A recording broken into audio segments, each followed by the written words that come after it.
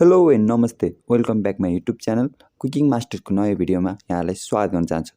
साथी हो, भिडियो केसँग सम्बन्धित भन्ने कुरा भिडियोको टाइटल र थम्बनेलदेखि थाहा पाउनु भइसक्नु होला। यदि तपाईँले योभन्दा अगाडि पनि सेफ र कुकको बिचमा केही डिफ्रेन्ट थाहा छ भने कृपया कमेन्ट गर्नुहोस् र थाहा छैन भने भिडियो एकदम इन्फर्मेटिभ हुनेवाला छ, त्यही भएर अन्तिमसम्म रहनुहोस्। यदि तपाईँ च्यानलमा नयाँ हुनुहुन्छ भने कृपया च्यानललाई सब्सक्राइब गर्नुहोस् र भिडियोलाई लाइक गरेर आजको भिडियो स्टार्ट गरौँ।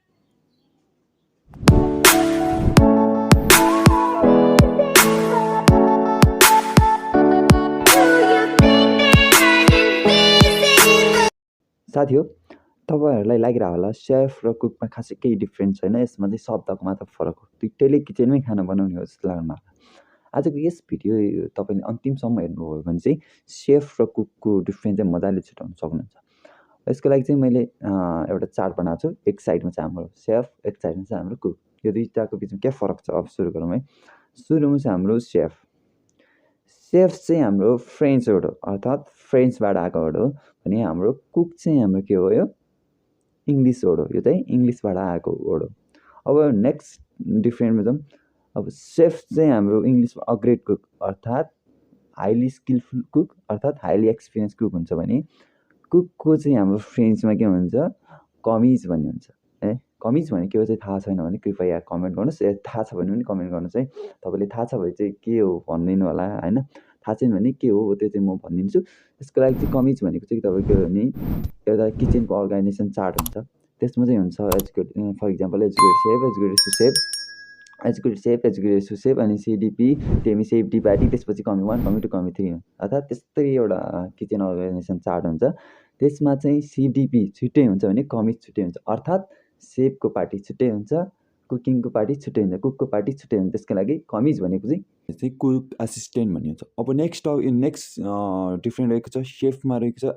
सेफहरू चाहिँ एबिलिटी टु सक्सेस मल्टिटास्क अर्थात् सेफहरूले चाहिँ मल्टिटास्क गर्न चाहिँ सक्सेस हुन्छ। जस्तै उसले किचनमा रहेर धेरै काम गर्नुपर्छ, जस्तै कुनै चिज फ्राई गर्नुपर्ने होला, कुनै चिज पकाउनु पर्ने होला, कुनै चिज हुन्छ नि एउटा काट्नुपर्ने होला, त्यो काम चाहिँ सेफहरूले प्रपरली गर्छ अर्थात् सक्सेसफुल्ली गर्छ भने कुकहरू चाहिँ लेस सक्सेस टु मल्टिटास्क अर्थात् उसले चाहिँ मल्टिटास्क गर्दा चाहिँ अलिक सक्सेस रेट चाहिँ अलिक कम, अर्थात् मल्टिटास्क गर्न अलिक पोसिबल हुँदैन किनभने उनीहरूसँग कम एक्सपिरियन्स छ।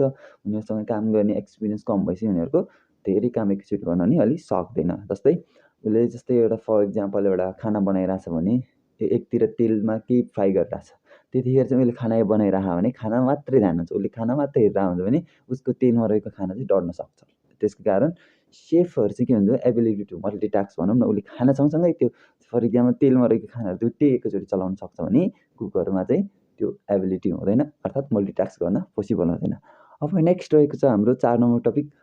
अब सेफहरूसँग चाहिँ हाई स्किल हुन्छ क्या, जस्तै खानाहरूलाई कसरी बनाउने, खानाहरू प्रिपेरेसन कसरी गर्ने भन्ने हाई स्किल हुन्छ भने कुकहरूसँग चाहिँ त्यो स्किल चाहिँ डेभलप भइसकेको हुँदैन किनभने उनीहरूसँग एक्सपिरियन्स कम हुन्छ। त्यही भएर त्यो खानाहरू कसरी बनाउने नलेज त हुन्छ तर कम्प्लिटली उसलाई कसरी ह्यान्डल एन्ड प्रिपेयर गर्ने नलेज हुँदैन। जस्तै सेफहरूले बनाएको खाना नर्मली कम्प्लेन आउने चान्स चाहिँ कम हुन्छ भने कुकहरूले बनाउने खानाहरूमा कम्प्लेन आउने चान्स धेरै हुन्छ, किनभने सेफहरूले बनाउने खाना चाहिँ एकदम ब्यालेन्स एन्ड स्मुथ हुन्छ भने कुकहरूले बनाएको खाना चाहिँ अलिक ब्यालेन्स हुँदैन। अब नेक्स्ट टपिक जाउँ। सेफले चाहिँ हाम्रो किचनहरूलाई चाहिँ सुपरभाइज गर्छ अर्थात् ह्यान्डलिङ गर्छ। कुन खाना कसरी बनाउने, कुन खानालाई के दिने भन्ने कुरा जस्तै सबै कुरा ह्यान्डलिङ, प्रिपेयरिङ एन्ड स्टोरेजसँग सम्बन्धित सबै कुरा गर्छ भने कुकहरू चाहिँ त्यसको सुपरभाइजले त्यसलाई के भने फलो गर्ने, सेफले दिएको निर्देशनलाई फलो गर्ने काम चाहिँ कसको हुन्छ, कुकको हुन्छ।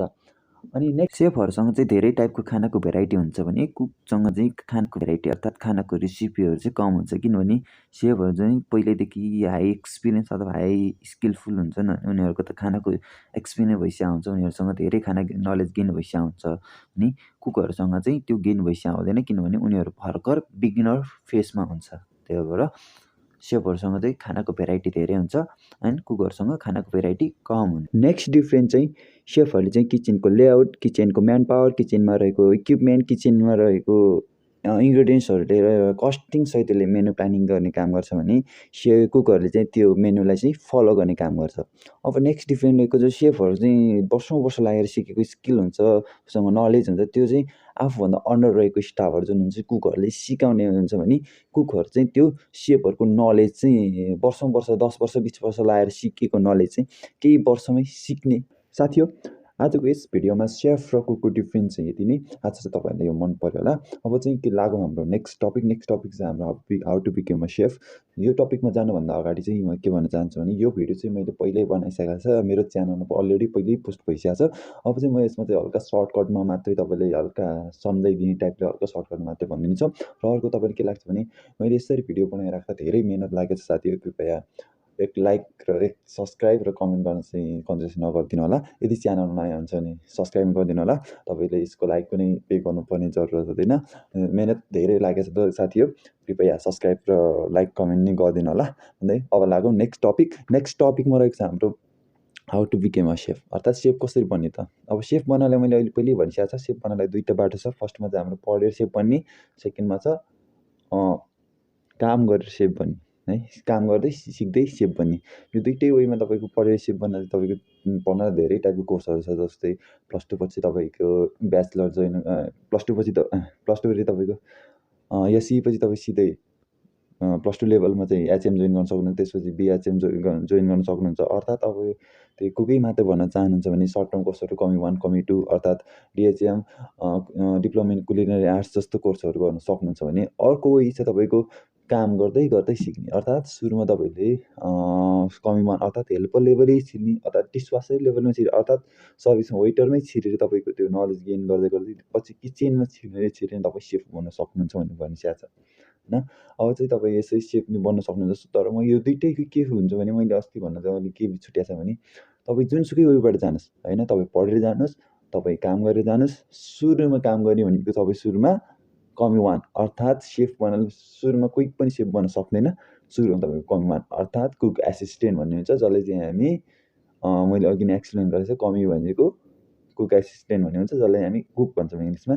हो त्यो चाहिँ हाम्रो सुरुमा त्यो लेभलबाटै माथि बिस्तारै काम स्टार्ट गर्नुपर्ने हुन्छ। त्यसपछि तपाईँ जति एक्सपिरियन्स हुनुभयो तति तपाईँको स्किल गेन गर्नुभयो, त्यही अनुसार तपाईँको लेभल बढ्दै जान्छ। 2 वर्ष 3 वर्ष 4 वर्षपछि तपाईँको के हुन्छ अनि 8-10 वर्ष तपाईँको एउटा प्रोफेसनल सेफ बन्न सक्नुहुन्छ।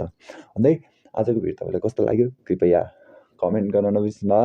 यदि तपाईँले राम्रो लाग्छ भने लाइक गर्नुहोस् र नराम्रो लाग्छ भने डिसलाइक गर्नु। भन्दै आजलाई यति नै। अब नेक्स्ट टपिक भेटौँ ल, बाई बाई।